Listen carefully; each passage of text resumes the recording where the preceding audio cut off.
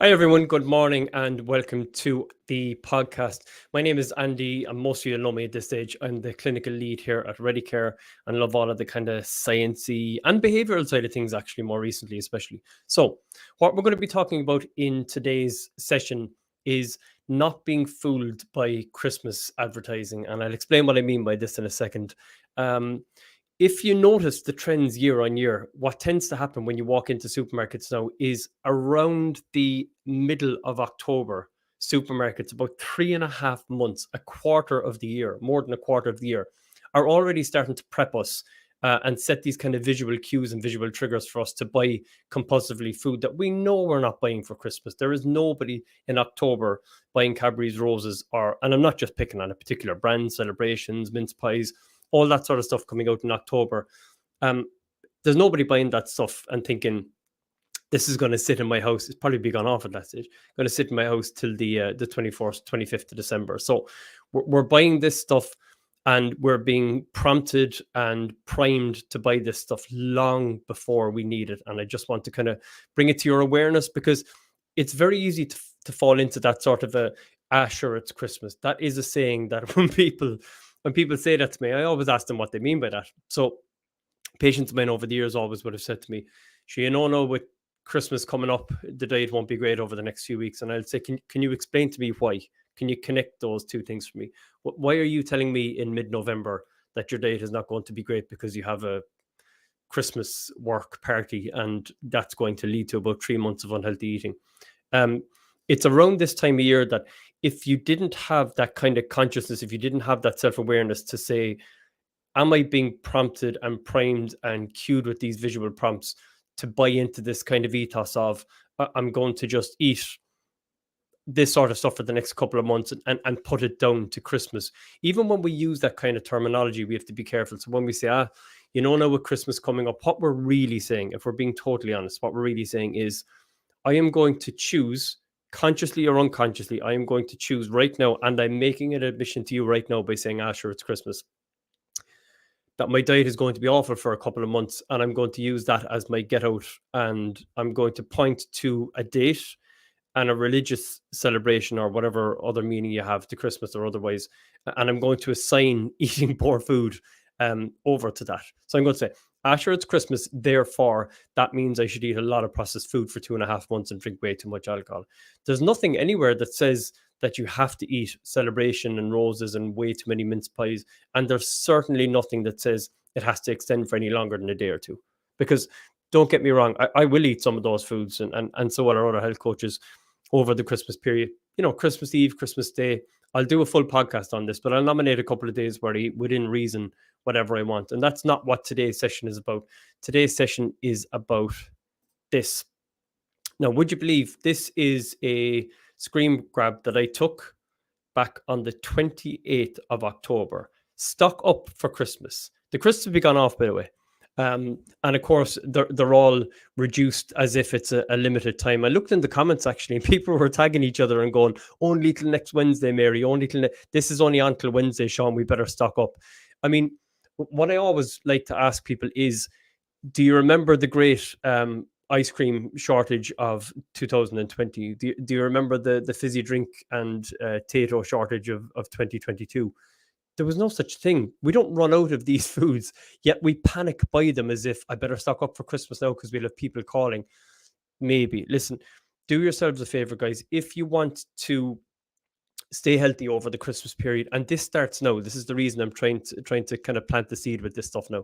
If you want to stay healthy over the Christmas period, don't have this stuff in the house until you absolutely need it. So by that I mean, don't have 4 boxes of giant boxes of potatoes with like 20 in each packet. Don't have 60 cans of Coke if you don't drink full sugar Coke, even Diet Coke. The Smarties, the fruit pastilles, what are they? Cadbury's Freddo chocolate ice cream things, and all the biscuits. Don't have them in your house for 6 or 8 weeks and say to yourself, I'll only bring them out when people call over. Because I promise you, if you're anything like me or any other human, you'll have a weak moment. You'll have a spot there on a Thursday evening where you get stressed at work and you'll go, you know what, to hell with it. I'm just going to have one. And there's no such thing as one. I always used to laugh about this with my wife. I'd get I'd go out back in the day when low fat was what we all thought was the right thing to do. I'd go out and I'd get a packet of Jaffa cakes and I'd leave them up in the press and I'd say to my wife, they're only 80 calories. Isn't that great when we're buying them? And she would say to me, it would be if you didn't eat 1,200 calories worth of them in a go. So I'd stand at the press and in my head, I would say, as if my life depended on it, I would say, I am only going to have 2. And before I knew it, the hell with it button goes off in my head and I've finished 10 of them, standing there with crumbs everywhere over the next to the kitchen press. If you have it in the house, you're going to eat it. This stock up for Christmas shouldn't exist. That's an advertising claim, stock up for Christmas. I don't think I've ever met anyone or ever experienced where I had people coming over for Christmas and I said, I haven't got anything nice in the house whatsoever.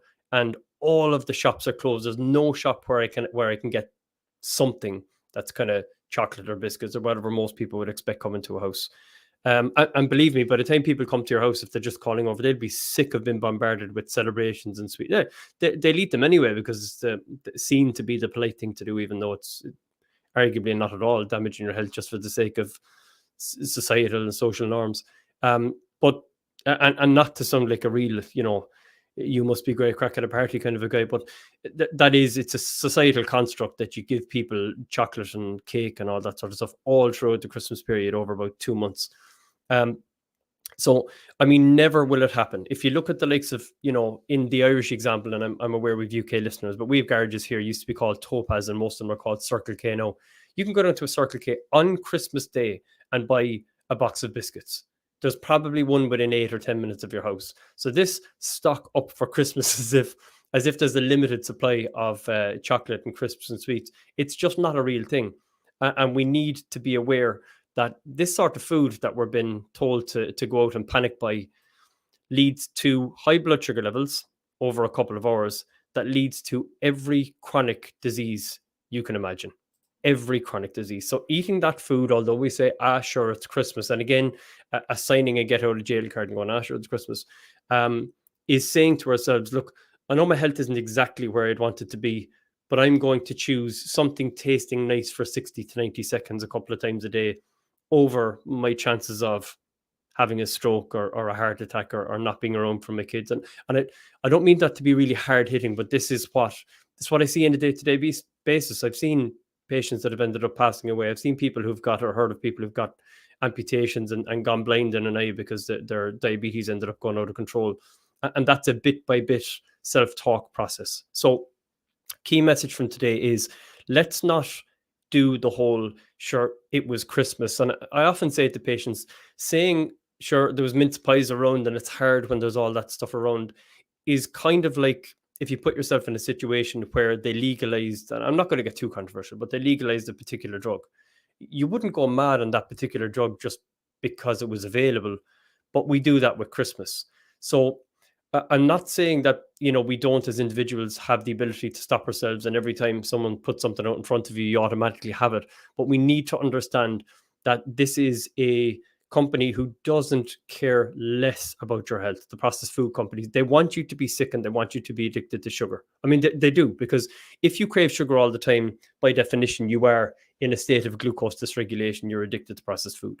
So they want that because obviously their sales go up through the roof and they have a fiduciary responsibility, financial responsibility to their shareholders. They want you to be addicted to those foods. They don't care about your health. Let's call a spade here. So this whole marketing panic, kind of instilling fear and panic in people that stock up now for Christmas, is complete and utter nonsense. And I see people who, I'm trying to use a respectful way of saying it here, but who could be in better health, and they're bringing trolleys out of a SuperValu or an Aldi with 4 packets of the 20 box of Taytos, with 6 or 8 fizzy drinks, big fizzy drinks, bottles, 2-litre bottles of full sugar ones, with like 6 things of Pringles and 7 or 8 of the celebrations and roses, all because they're saying only €5. Heaven forbid you'd have to pay €4 extra for one box. Just pay €6 instead of €5 and only have one box. So this is panic. I don't think I've ever run out of that sort of stuff. I will have that stuff in the house. In fact, I may or may not. Sometimes I don't even bother. I just go, look, if somebody called over, and this is typical of my dad. No, my dad would call over and go, any roses on Christmas Eve? I'll go, yeah, pop down and get a small box there if you want some. But I'm not going to have 4 massive tubs, because I promise you I'll be sitting there on Christmas night 3/4 way through the fourth tub and up 7 or 8 pounds over the space of a couple of weeks if they're in my house. And that's from someone who understands the ins and outs of the psychology of eating processed food. So don't stock the house up with loads of stuff. Most people come and will probably bring something like that anyway. And we'll, as much as I hate food wastage, I don't hate wasting poison. So if you end up with that stuff in your house, we'll talk again about giving it away or getting to a point where you can just dump it in the bin and not feel guilty, because there's nobody that's going to benefit from eating more of that stuff, and you having it out of the house is going to be a good idea as well. So key message to take away from today, guys, is don't be fooled by the Christmas advertising. Don't buy into the panic that says stock up now for Christmas. There's nothing to stock up for. I mean, get your turkey and your ham ordered. God, don't get me wrong on that. Get that sort of stuff ordered and prepped and take the pressure off. But don't go out buying stuff that we have a limitless supply of in terms of chocolate. And by the way, even the whole stock up now with, and I'm just using random brand names here that are well established. I'm not pointing the finger at any company. Cadbury's Heroes, Cadbury's Roses, all of those kind of ones, Quality Street. There is no rule that says you have to have Quality Street or Roses. Worst case scenario, you go into a shop and all they have left is Butlers or Linden. It doesn't matter, but there's never been a great chocolate shortage or box of chocolate shortage of any year. It doesn't exist. So this is just clever advertising, clever marketing, feeding into the panic and fear psyche that I'll be the one left without stuff and I'm going to look on social and like I'm not taking care of my visitors. It's not going to happen. So pace yourself. Go out and buy what you need a day before you need it when it comes to processed food that you don't want in your house. And then when you're finished and the people have called over and you want to keep your health on track, throw it out, get rid of it. Just keep the bare minimum and get rid of the extras. So hopefully that's kind of just balanced out the whole stock up now, panic buy sort of advertising that, by the way, has been going on since about the middle of October. It starts around the same time as the Halloween stuff. So hopefully that'll give you a little bit of insight as to what's going on in the food advertising. It is rampant. I mean, from late October, early November, I was walking through Aldi and they had these things called, my wife is Dutch, so they had all the Dutch holiday treats and Stollen and what are the other things, stroopwafels, all these kind of Christmas labeled stuff. And you go, oh, sure, it's Christmas. It's so easy to fall into. Don't fall into that trap just yet, guys. There's nothing as important as your health. And if you had a health scare in the morning, God forbid you were given some disease that was caused by diet, you would instantly look at that and go, I'm not buying into that. My health is more important. So keep that in the back of your mind. With that, have a good week. We will be back next week. Chloe will be talking about the neuroscience kind of side of things. Actually, a little bit of overlap with what I talked about today. Have a good week and we'll see you soon. Take care, everyone. Bye-bye.